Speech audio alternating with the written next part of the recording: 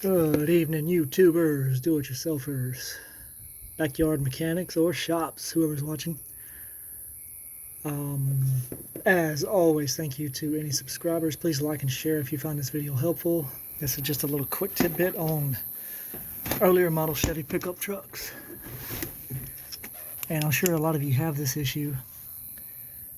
You ever notice, like, every now and then it'll be hard to start, or you'll be going down the road, and once you're at cruising speed, you're jerking and missing, and sometimes it feels like it's just going to come apart.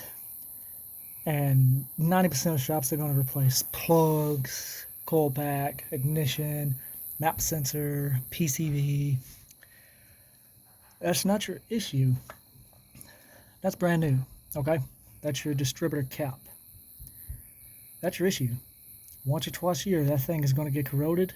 I promise you, clean it or replace it, and it'll stop.